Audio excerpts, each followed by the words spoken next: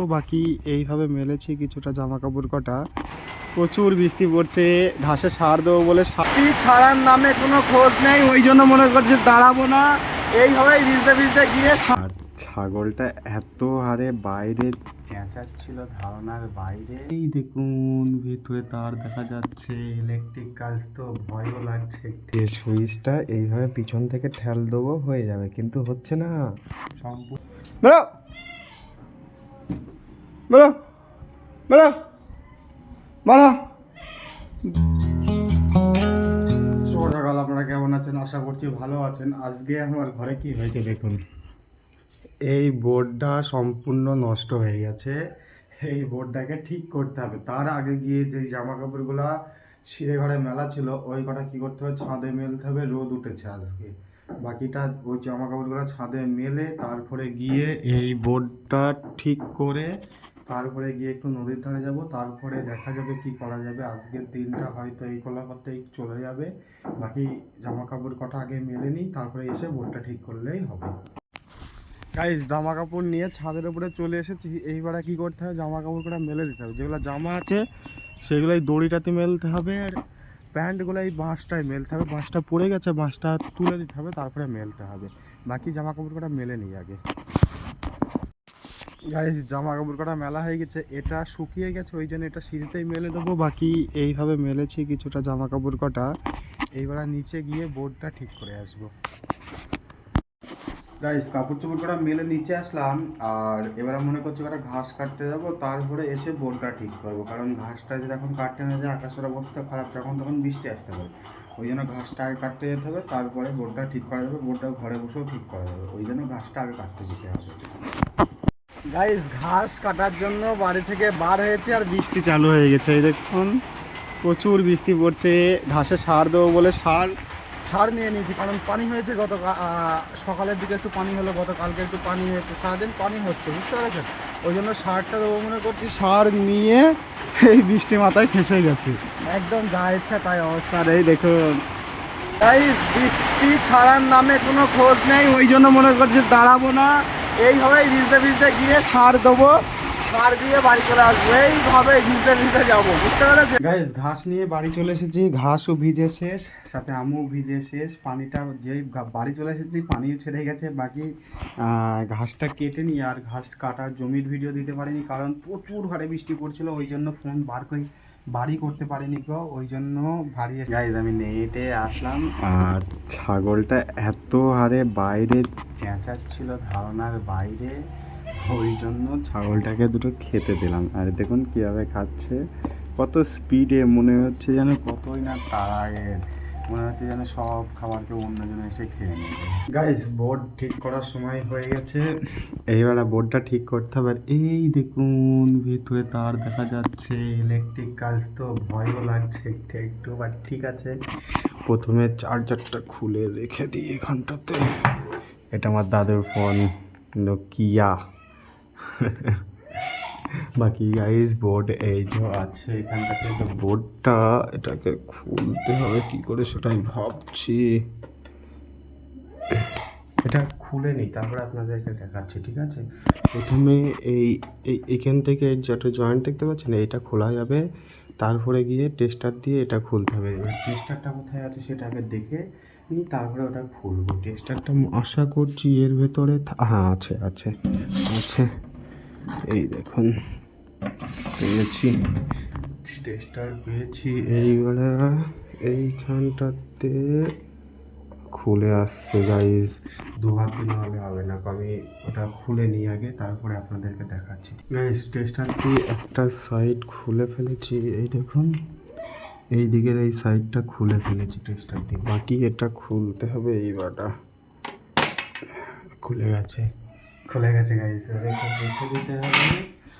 আর তারপরে গিয়ে এই লাটগুলা খুলতে হবে।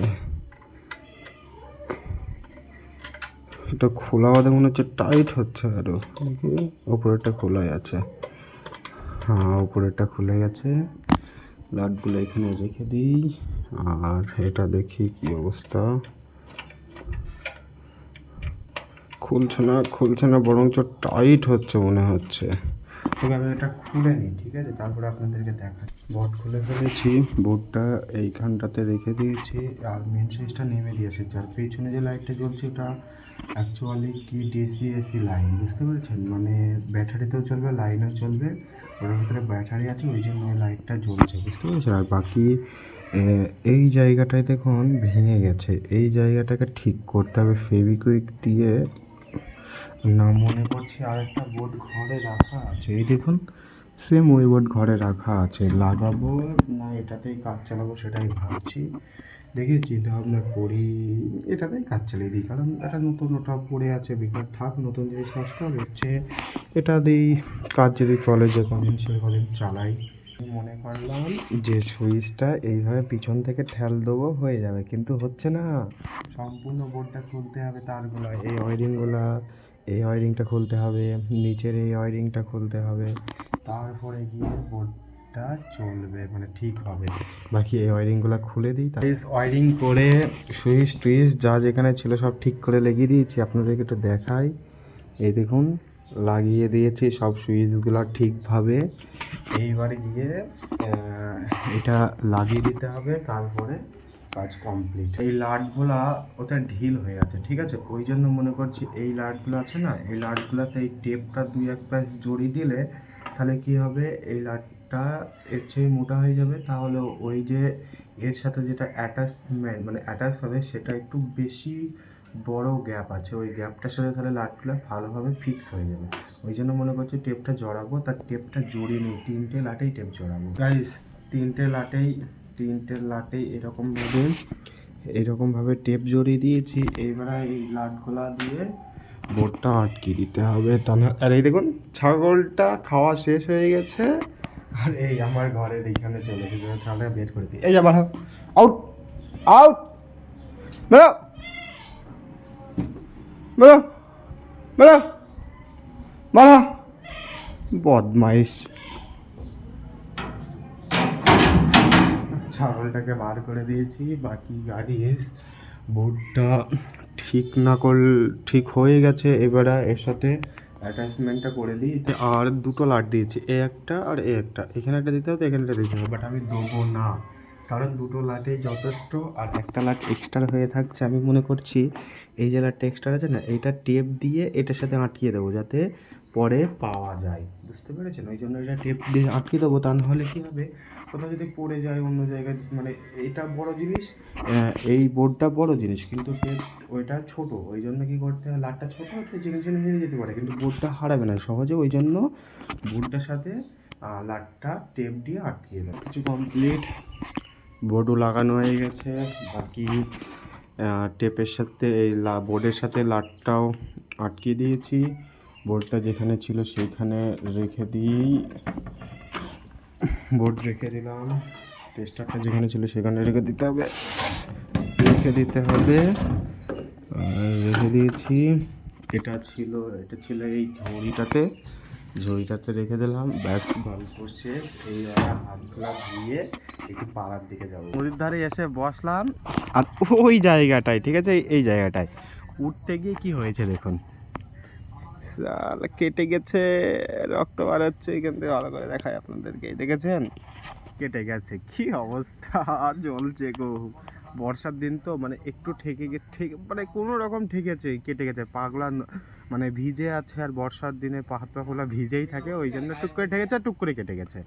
বাকি নদীর ধারে বসে আছি, নদীর ভিউ বেশ ভালো। ভিডিওটা কেমন হলো অবশ্যই জানাবেন, ভিডিওটা ভালো লাগলে অবশ্যই একটি লাইক করবেন, আর এই রকমই ব্লগ ভিডিও দেখার জন্য NJ96 ব্লগ চ্যানেলটিকে অবশ্যই সাবস্ক্রাইব করে রাখবেন।